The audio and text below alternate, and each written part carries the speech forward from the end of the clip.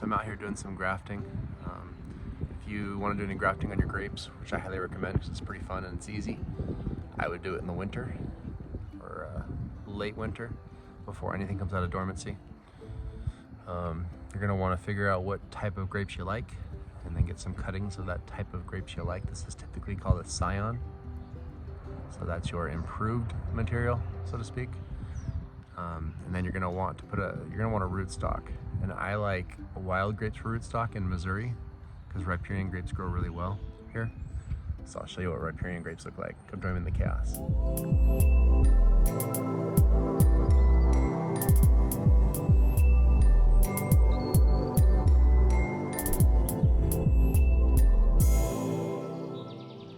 Alright, so here's an example of my rootstock. The camera here, it's on a stand so I can have my hands.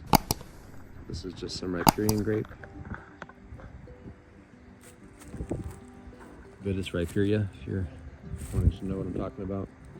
So river grape goes native in Missouri. And the grapes are okay. I don't mind them, but I prefer Concords. It's my favorite juice, the Welch's. So I have a scion I just cut off my Concord. You only need a few nodes. Probably technically only need one, but just in case I make a mistake, I'm gonna have a 3-node cutting. So if I mess this up, I can just do it again. One of my neighbors is barbecuing, so my dogs are acting crazy. Alright, so both of these are going to need a nice, what's called a whip cut. So your whip is just your slant. This is a Kiridashi blade, nice and sharp. You don't have to use a blade like this, you can just use a box cutter. I've done that. So every time I recut, you want to start just a little bit higher because you want the entire slice to be all one slice. That entire surface needs to be a single pass. All right, so if you got to slice again, just start on the edge of the cut and then make sure that entire slice is just one pass, and then you'll have a nice flat cut because both sides need to be touching. The more contact points there are, the more spots where the cambium can grow together and create what's called a graft union. And then you're going to want to do the same thing here. Again, with the camera, it's kind of awkward. So it's always better to not do this with the camera in the way.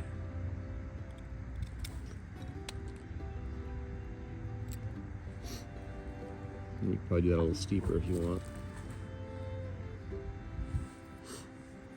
This part requires a little finesse. You never want to just apply pressure. Get myself centered here. I like to start on the edge of that inside spot. I think it's called cortex or something, I forget. And then you just kind of rock the blade. I'm not pushing, I'm just rocking.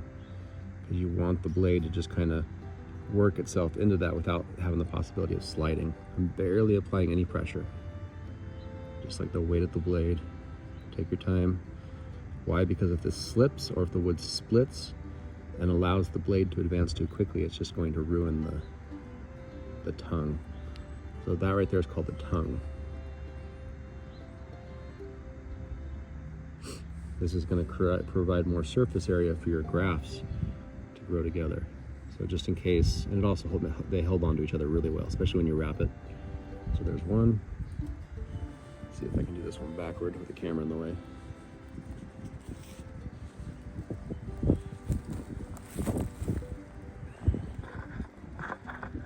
All right, so I have my two whip and tongues.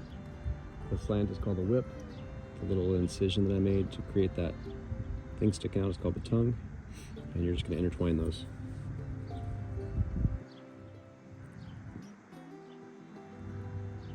And just line up the edge. They create contact. I call that cambial contact, cambium contact. Notice how it holds together by itself fairly well. And then of course I'm going to wrap it up. Wrapping it up reinforces the whip and tongue graft, and then it also is going to create pressure all around the incision just to make sure that there is pressure pushing that cut together. So every inch of that cut, I want it to try to be touching. And that's basically because the way this works is plants their veins, their vascular system is what I'm joining together. So the cambium, or the outside edge of that bark, that when you scrape a branch and you see green, that's the cambium, the vascular system, the veins of the plant. The bottom part's called a rootstock, and that's going to be sending nutrients from the ground, from the roots, up to the top part, which was called the scion. You've got to make sure there's as much contact as possible between those two.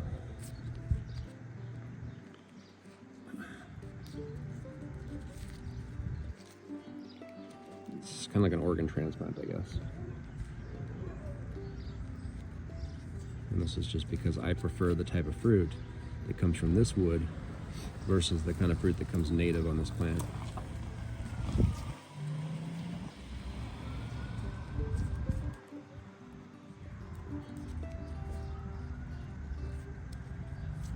So if you ever have a plant that you don't really like what it has, this skill is very useful.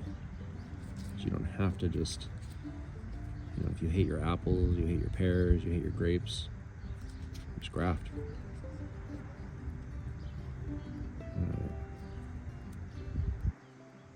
That's probably good enough.